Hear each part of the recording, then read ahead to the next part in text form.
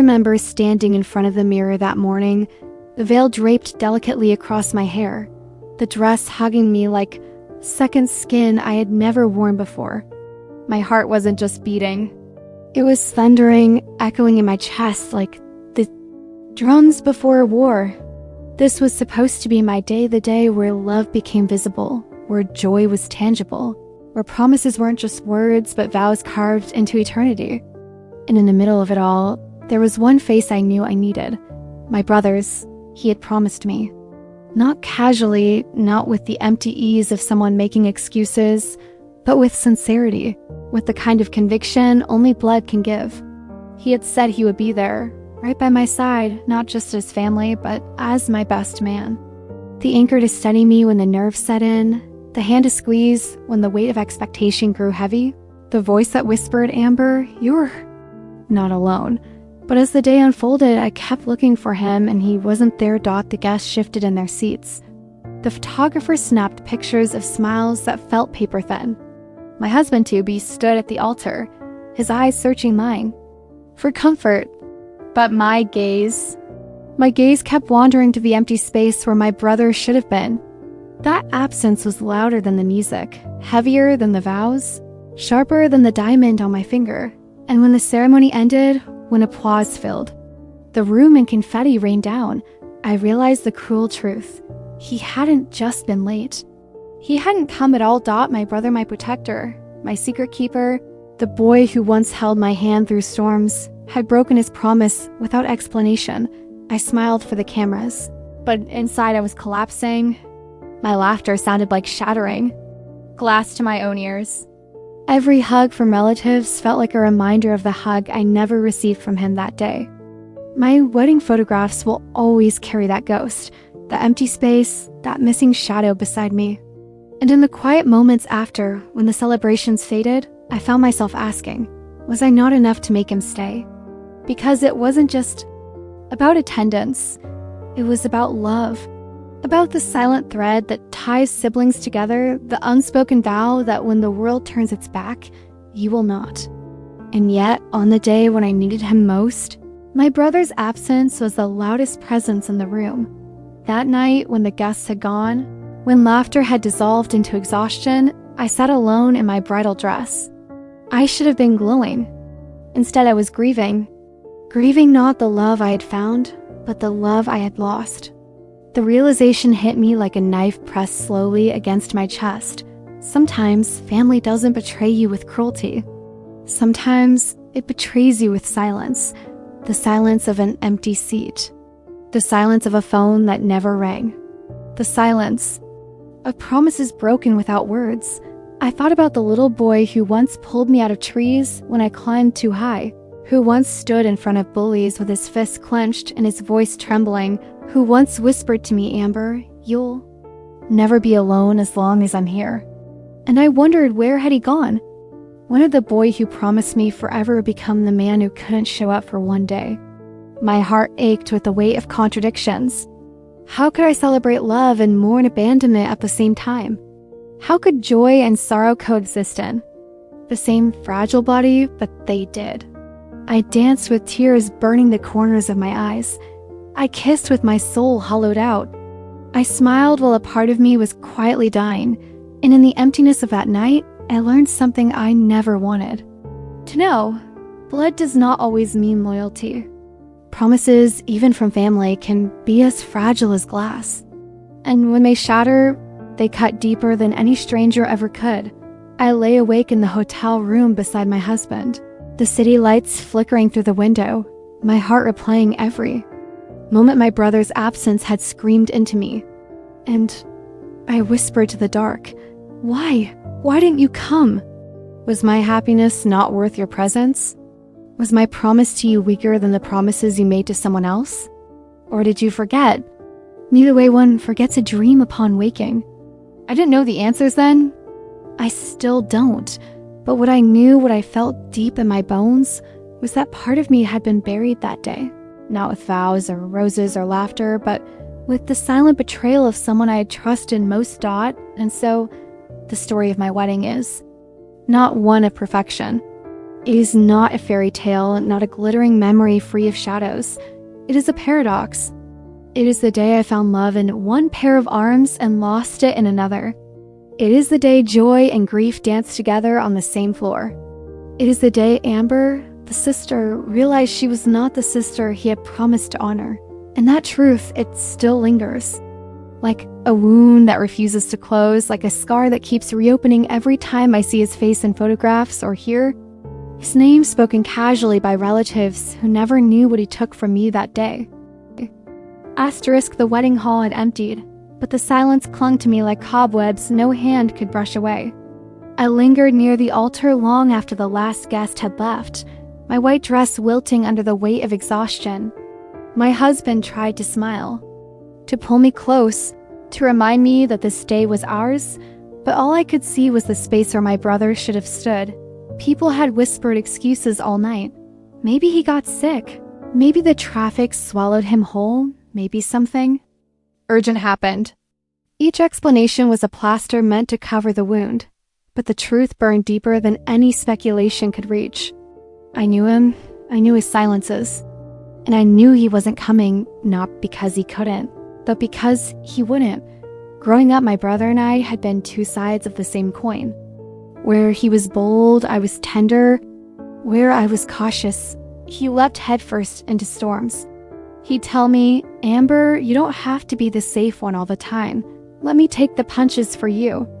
And I believed him. I built my world on the faith that he would always stand in my corner. But faith, I've learned, is like glass. It doesn't crack quietly. It shatters, and the shards lodge themselves into your skin long after the moment has passed. I remembered the rehearsal night, when he laughed and hugged me so tight that I thought my ribs would break. "I wouldn't miss it for the world, Amber," he said. His voice had been steady then, his promise sealed with warmth. I carried those words like a flame in my chest, a flame I thought would light me through the nerves and chaos of the ceremony.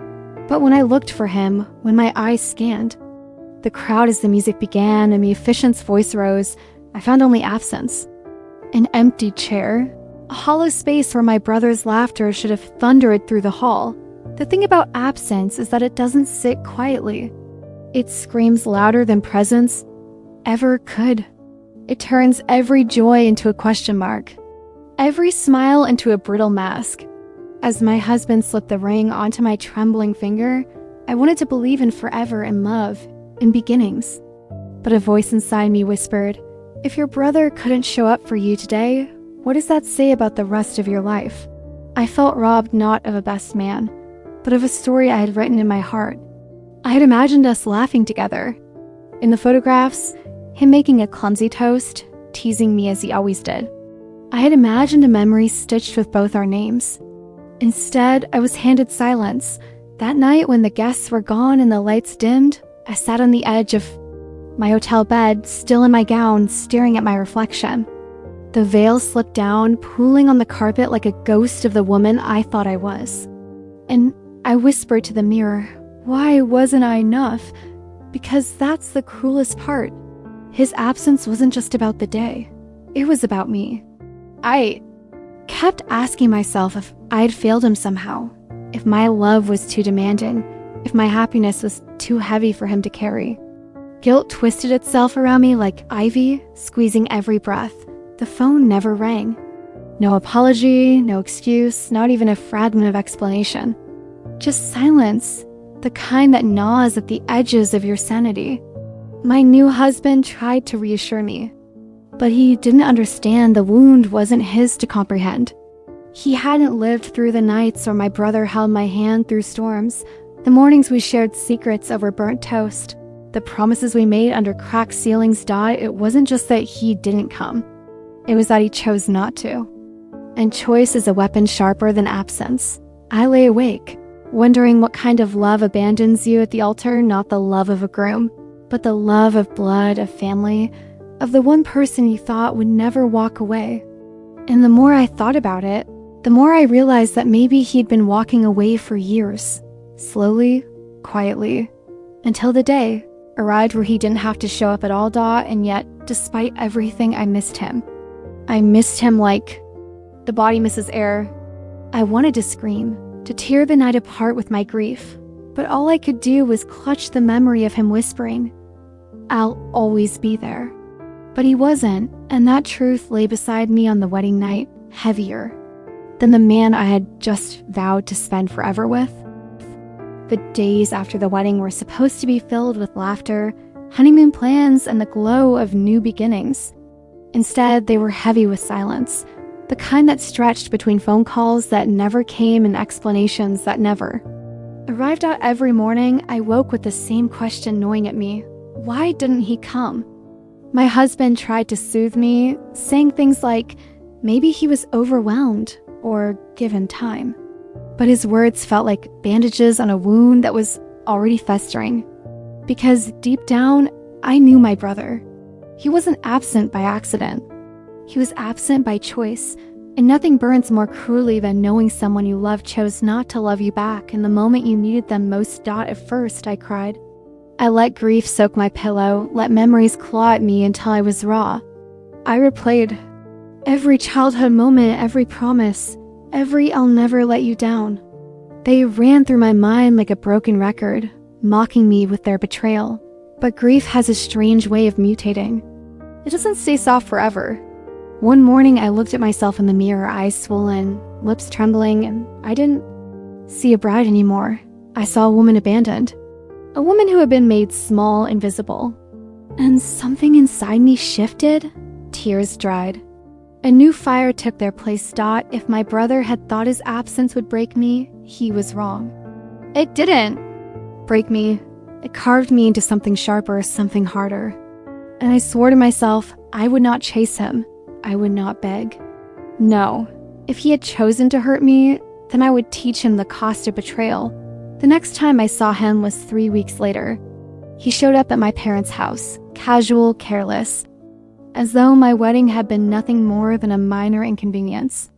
I was there, sipping tea with my mother. When he walked in, my chest tightened, but I didn't move. "Amber," he said, almost too lightly, "you look married." I stared at him, my silence sharper than any words. He shifted uncomfortably but kept the smirk on his face, as though testing the waters. "You weren't there," I finally said. My voice was steady, too steady. "You promised me and you weren't there." He looked away, shrugged. "Things came up."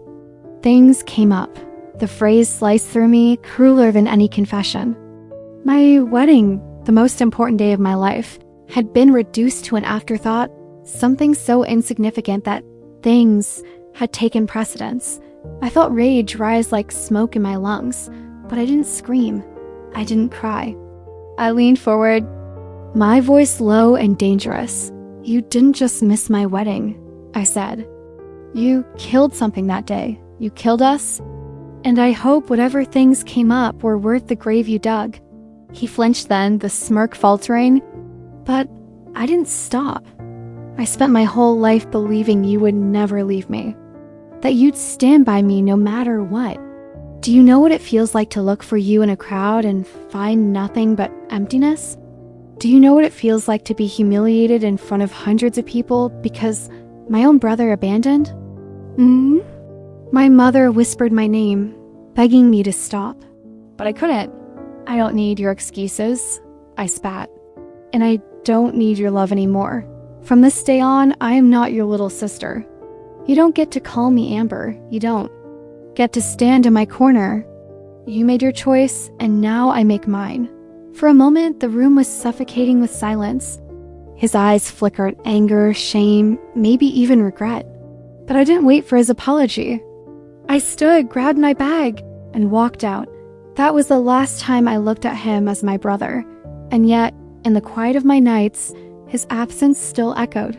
That's the thing about betrayal, it doesn't end with confrontation. It seeps into your veins, teaching you to doubt love itself. Every promise feels brittle now. Every word of loyalty tastes like poison, but maybe that's what I needed. Maybe innocence was a luxury I could no longer afford. Because the Amber who once believed in family, in unconditional love and promises carved in blood, the Amber was buried the day he abandoned me. What rose from her ashes was someone new. Someone who no longer begs for love, but demands respect. Someone who knows that even blood can rot, and that loyalty is a currency too rare to be wasted on the unworthy dot. And if my brother ever wonders why I no longer answer his calls, why his messages sit unread, why his shadow is no longer welcome, in my life, the answer is simple. I gave him everything. And in return, he gave me absence dots, so I made sure he felt mine. Silence has a weight I never truly understood until the wedding was over. The music had faded. The flowers had wilted. The guests had gone, and yet inside me an echo remained, heavy and sharp, like broken glass hidden beneath the carpet of my heart. People told me the day was beautiful, that I looked radiant in my white dress, that the photographs captured joy. But I don't look at those pictures. They lie because every time I see them, I don't see myself smiling. I see the empty space where my brother was supposed to stand. I was Amber, the bride who stood alone at the altar family dot the first week after the wedding. I pretended. I told people he must have been caught up in something urgent. Maybe an accident, maybe his phone broke, maybe he'd call me and laugh at the misunderstanding. But excuses rot when you repeat them too often, and soon they turned into bitter. Ashes on my tongue. He wasn't late. He wasn't lost. He simply didn't come. The betrayal was louder than the church bells. Nights became my courtroom. I'd lie in bed replaying every scene, cross-examining myself like I was guilty of something. Was I too demanding? Did I burden him with expectations? Was I naive to believe that family vows were stronger than wedding vows? In my dreams, I saw him standing at the edge of the aisle, eyes avoiding mine, a shadow slipping out the back door while I was too busy smiling at strangers. He didn't just break a promise. He broke the illusion that family is forever. A month later, the world moved on.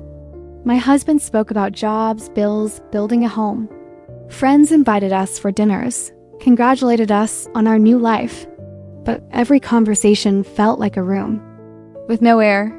How do you build a future when your past keeps bleeding? Sometimes I hear laughter from the street outside, the kind of loud, careless laughter that brothers and sisters share, and it pierced me like a needle. I wanted to scream, "Do you know what it feels like to be left behind by blood?" But I stayed silent, because shame is a quiet prison. There is a particular cruelty in unanswered questions. You can argue with them, you can't forgive them. They hang above you like a storm cloud that refuses to break. I wrote letters I never sent, words dripping with fury. You abandoned me. You humiliated me. You made me doubt my worth. But the ink dried into confessions. I was too afraid to voice. Maybe he'd never read them. Maybe he didn't care. Maybe that was worse than anything else, the possibility that I was insignificant to him. Yet, life has a strange way of forcing you forward. One evening, my husband found me sitting on the kitchen floor, staring at an untouched cup of tea. He didn't ask questions. He just sat beside me, his silence wrapping around me like a blanket. And for the first time, I realized love doesn't always arrive in grand gestures. Sometimes it's in the quiet presence of someone who refuses to leave, even when you're unlovable. But my brother's absence was still a ghost in the room. Months passed, seasons shifted. The world painted itself green again with spring. But inside me, winter lingered. I saw my brother once at a grocery store. He was at the far end of the aisle, holding a basket of bread and milk, looking like an ordinary man. My heart stopped. For a moment, I wanted to run to him, to scream, to demand answers. But my feet froze. Because what do you say to the person who taught you abandonment? He didn't see me.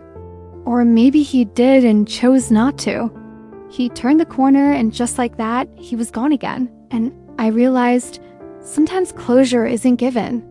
Sometimes you have to carve it out of your own wounds. So I began to write not letters to him this time, but to myself. Amber, I wrote, you are more than his absence. You are not defined by the people who couldn't stand beside you.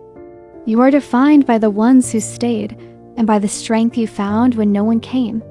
At first, The words felt hollow, like fragile glass ready to break. But over time, they hardened into truth. Now a year has passed since that day. My wedding dress hangs in the closet, untouched, carrying both beauty and ruin in its fabric. Sometimes I take it out, run my fingers along the lace, and remember how it felt to wear hope like a crown. But I also remember that crowns can be heavy. I am Amber. I was betrayed. I was abandoned. But I'm also surviving, and maybe survival is its own kind of love story. The one you write for yourself when no one else shows up. Because here's the truth I've learned. Family can break you in ways strangers never could. But healing isn't about waiting for their apology. Healing is standing in the mirror, looking at your scars and saying, you still belong. You still matter. My brother may have left me at the altar of blood, but I refuse to leave myself. That is where my story begins again. The house felt colder than I remembered. Walls that once echoed with laughter now seemed to watch me with judgment. Every picture frame, every ornament, every familiar corner carried a silent accusation. Why weren't you enough? Why couldn't? You see what we knew all along. I walked through the rooms, my footsteps louder than the voices of my parents whispering in the kitchen. Their conversations ceased the moment I appeared, as though my presence had broken an invisible contract. I caught fragments. She shouldn't have. Amber needs to understand it was too much for him. Too much for him? The words stung. My brother had abandoned me at the altar, and now they were trying to paint it as if I had caused it somehow. The betrayal wasn't just his, it was layered, shared, absorbed by the people who were supposed to protect me, to stand with me, to see me. I wanted to scream, to shatter the calm of their carefully constructed excuses. But I didn't. I swallowed the fire and let it simmer. Knowing that this was a moment for awareness, not rage, I moved to the dining room, where my mother was arranging flowers, as though the world's beauty could erase the cracks in our lives. Amber, she said, her voice tight, rehearsed, almost fragile. Sit, we need to talk. I sat, feeling every fiber of my body tense, preparing for the truth or the version of it they were ready to offer. Your brother, she began, carefully choosing her words. He didn't come because, well, he had reasons. I wanted to lean forward to demand the real story, but I stayed still. My heart, though battered, refused to give them the satisfaction of panic. Reasons? I echoed. I deserve the truth. Not reasons, not excuses. Why wasn't he there? My father joined the conversation, his eyes avoiding mine. Amber, sometimes adults, they can't manage everything they promise. He felt overwhelmed. Overwhelmed, the word fell like a stone in my chest. Overwhelmed, not betrayal, not selfishness, not malice, just overwhelmed. But I remembered the rehearsal night, the promises, the vows of protection. I remembered the empty chair, the silence that roared louder than any explanation. Overwhelmed, I whispered. Do you know what it feels like to be left standing? Alone with hundreds of eyes on you, with hope burning in your chest, only to find nothing. No one answered. Their silence was an admission, a confirmation that the betrayal ran deeper than a single absence. It had been allowed, even facilitated, by the very people who claimed to love me. Over the next days, I observed the family dynamics more keenly. Every gathering, every casual mention of my wedding, every sideways glance revealed the subtle ways my parents had excused him, rationalized his absence, and even minimized my pain. It wasn't just betrayal. It was a lesson in survival and understanding that sometimes the ones we rely on most are capable of choosing themselves over us. I felt anger rise like a tide, but alongside it was clarity. I realized that their words, their whispers, their excuses, they were the chains I no longer wanted to wear. My life, my dignity, my heart, they belonged only to me now. I stopped waiting for apologies. I stopped seeking validation. I began to craft my own truths, my own moments of power. Every choice I made, small and large, was a quiet rebellion. against the betrayal I had endured. Weeks passed and I became more strategic.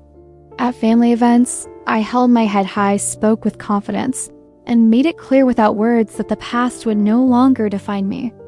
I watched my brother squirm in discomfort, realizing that my absence of resentment wasn't weakness, it was reclamation. The subtle looks, the whispered questions from relatives, the awkward pauses in conversations, they were all signs of the power I now held over a family that had tried to diminish me. And yet the wound remained. Betrayal doesn't heal overnight. It lingers in the quiet moments, in the reflections of mirrors, in the hollow spaces where trust once lived.